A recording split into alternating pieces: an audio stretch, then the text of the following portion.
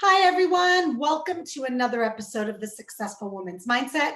My name is Galit Ventura-Rosen, and I have the privilege of interviewing another amazing author from the book, The Successful Woman's Mindset, 21 Journeys to Success.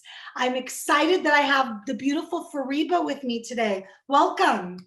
Thank you. Nice to be here. I'm going to just start. I'm not even going to barely introduce you because everyone can learn more about you at the website and when they read your bio and your chapter. But this is Fariba Khalvati Beighlie. How'd I do? Perfect. Yes. I really practiced that, didn't I, Fariba? It was so important to me because we both have what's considered unique names in America. In our countries, they're not considered unique names. I'm assuming yours is pretty common as well, or no? It is very common. Yes. Yeah, as well as mine. I remember I'd go visit and I'd walk down the beach and they would say Galit, Galit, Galit. And I'd be like, what? Because it was such a common name, but in America, our names are quite unique. Well, we can be unique. Yes, and I love it. And it's fun because when I was younger, I didn't like it growing in the States, but as I got older, I learned to appreciate it as part of my uniqueness. So today I'm thankful for that name, but when you're little, you don't want to be different. It's a little bit different when you're little. So yeah, so let's get started. The first thing that I want to ask, but before I do that, I want to share with everybody that you are president and managing director of FKB Architecture and Associates. So it's real important that everybody knows why we're writing this chapter and the connection. So the first question I'd love to ask is, what does the phrase "the successful woman's mindset" mean to you?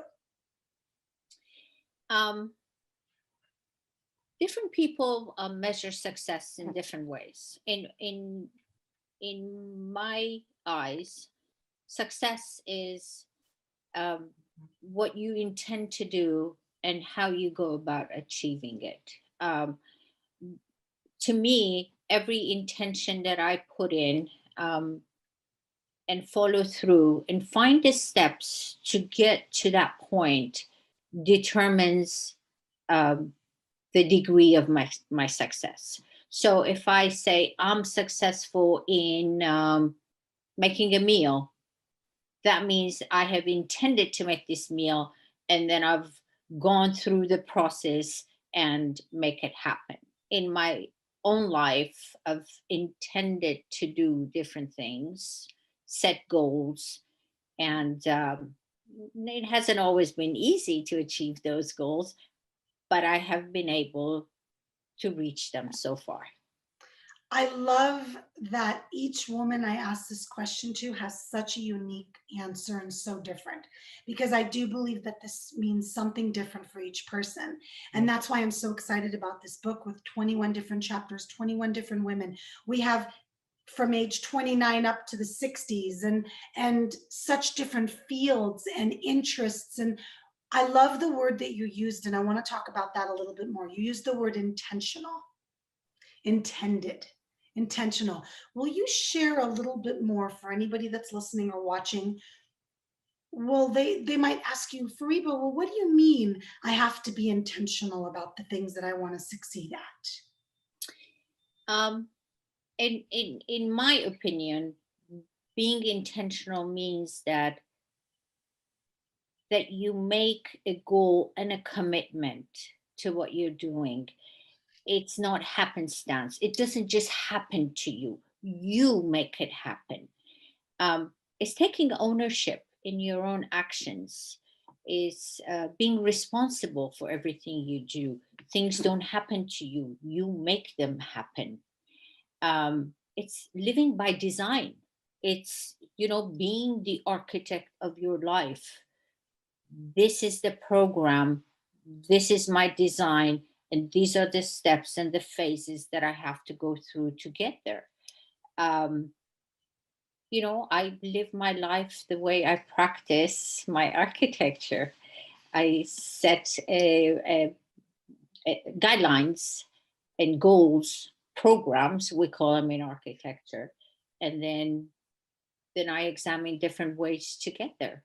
and I go through phases, and eventually I will get there. And I always say, if it'll all be great at the end, if it's not great, it's not the end. So there's still work to do. And I think you just set us up perfectly to go into the second question, which is introducing your chapter title and why you chose to write it.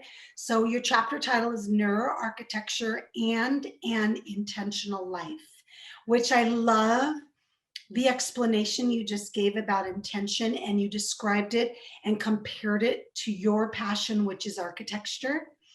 And I love that you wrote this chapter because it's, someone might think, oh, great, what am I going to read? A chapter about architecture? No, you're not reading a chapter about architecture. There's barely anything in there about the logistics of it. So will you explain to everybody listening and watching a little bit more about the chapter title, the theme, and why you chose this?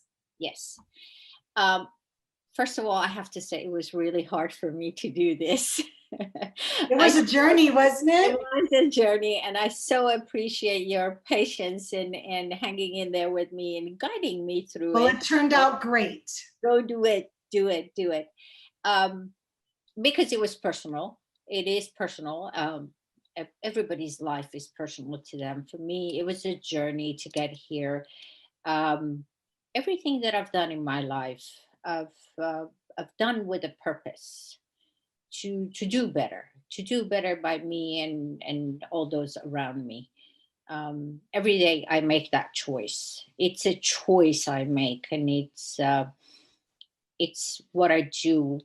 The reason it goes back to architecture again is being the architect and the designer of your life, and I believe I've been able to do that. Where neuro-architecture comes in, it's a neuroscience of architecture. It's basically studying and practicing another level in architecture and design. We're using our brain and how our brain sees the environment, experiences the environment, and potentially your environment can help you maintain your brain cells and also help you develop new brain cells. So using the same philosophy in my life, I use my brain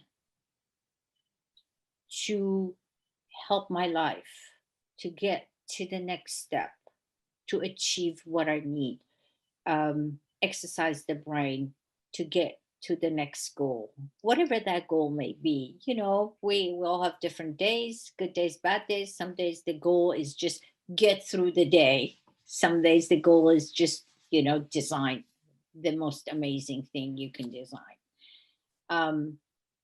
That's just a little bit background on the chapter.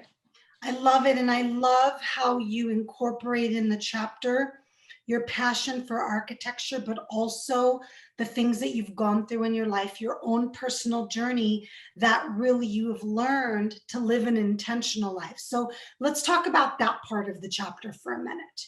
If anybody's watching or listening and they say, Fariba, what do you mean I need to live an intentional life? Now, we spoke about it a little bit at the beginning in relation to goals, but let's talk a little bit of it related to maybe their own lives, if they have their own challenges, or their own profession or career and they have their own challenges. How can they use this living with an intentional life to overcome those things or maybe move past them? It would go back to starting a new life in a new country as a young teenager, when you are put in a position where you actually had no control over. So given that situation, the best thing to do, for me, the best thing was to keep going. And I would say to never give up. Always have hope. Always have faith that you can. And not just have faith in the environment, yes, and other people, yes, of course, but yourself. What's inside you. That burning desire flame inside you that keeps you going. What I would say is never give up. I never gave up and I don't intend to give up. And I think that is actually freeing and empowering at the same time. And I say that to myself and everybody else around me. If it's a hard day, just keep fighting. Just keep fighting. Don't give up. That's what I mean by an intentional life, that this is your life. You Yeah. make it happen. Powerful, powerful, because we've all been there in those days where it doesn't feel like it's going to get any better. You prefer just it either being over or starting it over in a better light. And then we go into those emotions where we are like, wait, we can't even think straight because it's just so bad and we feel so bad. But then a day later, 2 days later, 5 days later, sometimes it takes a while. Sure. We look back and we think, oh my gosh, thank you that I kept going. Thank you that I knew to do this, that I knew to do that. I think that's such an important piece to share, especially now with so many new challenges that people are facing. I don't think that we've never not faced challenges. I just think a lot more people are facing challenges today than they have in the past. You don't really have a choice. So what I hear from you is, when you tell people live an intentional life, you're saying to them, stop, figure out what you want, set those goals, make a plan, and go for it. What do you think? I think that you say it better than I I did. know I don't. I'm just making sure that I'm hearing you, and I want everybody listening to be very clear that living an intentional life is, you wake up in the morning. I'll use the simplest example, and please give me one too that's simple. But you wake up in the morning, and typically most people brush their teeth or go to the bathroom first, right? It's intentional. Yes. And it's the most simplistic things that we're almost robotically doing. Mhm. Wouldn't you say living a real intentional life is maybe even stepping out of that robotic mode? What do you think about that? I think it is exactly that. It is exactly that. Instead of being on automatic all the time, I get up, I get out of bed, I walk, brush my teeth, use whatever, um, to get out of that automatic. As soon as you open your eyes, I am starting this day. I am going to get out of bed and I am going to do this. Say what you're going to do. Be present, take control, be in charge with everything that's going on around us that we have no control over. We have control over our own actions. And that's exactly what it means. It means that be aware of it. It's your intention, it's your life. Own it. That's exactly what it is. I love that. I love that you explained it that way, because I completely agree. And it isn't that challenging to do. It's just more of making a decision that you're going to do it. And I love that you use some of my favorite words like aware, Yes. one of my choice. Yes. Those are two of my favorite words for Reba. I use I them all the live time. by those. I love Aware them. and I'm make not surprised. choices. I'm Yes. not surprised, because women that are living their purpose, their passion, their lives with intention, we are aware, Yes. and we know we always have a choice. Yes. Yes. So I think that those two words are perfect for what you're talking about. So let's end with something fun today. What is something fun about yourself or interesting that you would like other people to learn? Well, I say that we need to learn something new as an adult at least every couple of years. Not a couple of years ago, but 15 years ago, when my son was 7 and he was in Korean martial arts, I was sitting and watching him practice in his class where his master, sensei, said, "Why are you sitting there? Why are you not on the mat?" And I said, "I'm too old to do this." And nope, you get in there. And I actually started studying martial arts 15 years ago. And I must say, as an adult, and I was not in a bad shape, but I couldn't even stand correctly, to learn to stand in a different way, to learn things like a child that learns to walk again. It was very humbling and a great experience. I still practice it. Well, I haven't in the past year, but um, it's a lifelong practice for me.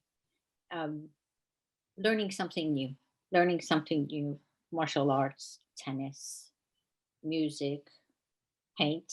Yeah, finding something that you might love. Now, what's interesting about that story is you may have never thought to learn that and never thought to get up, No, but an opportunity arose and you said yes to something that probably didn't feel so comfortable.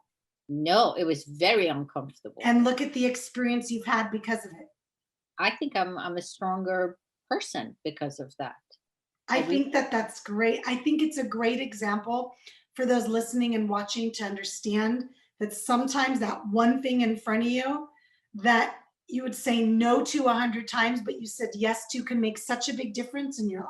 Who would have ever thought, right, Fariba? You said yes, and then look what happened. Yeah, and it's one thing that I always can go back to. That studio, that practice is always there. I love it. I absolutely love it. And he always says, what doesn't kill you makes you strong. You can't even complain about I pain. really love one of the singers that sings that, Kelly Clarkson, and I've seen her in concert. You know, one of my passions is music, and one of my hobbies is going to see concerts. You can imagine how much I miss them right now. And I've seen her in concert, and when she sings that song, I get crazy because it's so true. It's so, we don't want to get that extreme, but it's still true. It's still true. Right. You can never complain about, oh, my wrist hurts, my right wrist. He says, well, how does your left wrist feel? Feels really good. That's such a good example. That's a perfect example. I actually hurt my ankle a few days ago, and it was right before my workout. And sometimes when you hurt yourself, I didn't sprain it or anything, it's just bruised. But sometimes the pain takes 3 and 4 hours to show up. So I worked out, and then about 2 hours later, I was like, ow. And I still didn't care. I worked out, and again, it wasn't sprained, it was just bruised, so I couldn't break it or hurt it. But that brain said to me, you get that workout in because this is the time you work out.